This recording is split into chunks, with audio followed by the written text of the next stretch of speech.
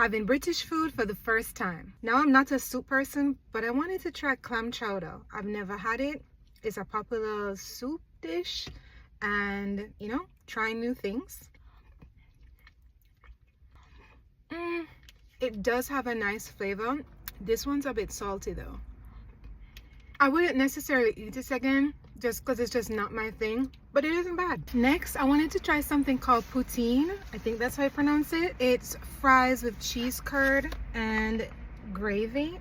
They give me the gravy on the side. I'm probably gonna dip it. I hear Canadians talk about poutine a lot, and I've always wanted to try it, so I'm not really sure where it's from, but I got it from the British place. So I'm gonna just try the fries first with just the cheese, no gravy.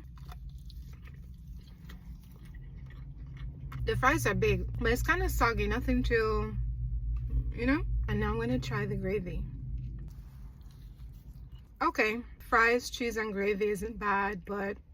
And lastly, what I really came for, fish and chips. Now, I've had fish and chips before, but from random restaurant, not from some place that says King's Head British Pub. This has to be different, right?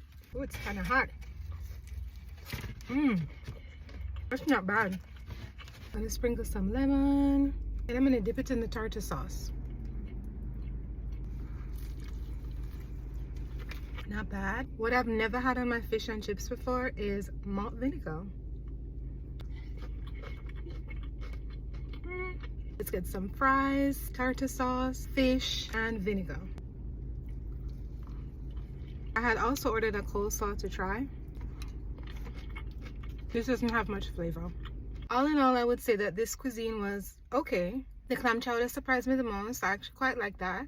And I like the fish with the malt vinegar and the tartar sauce. The chips are okay. So all in all, an okay meal.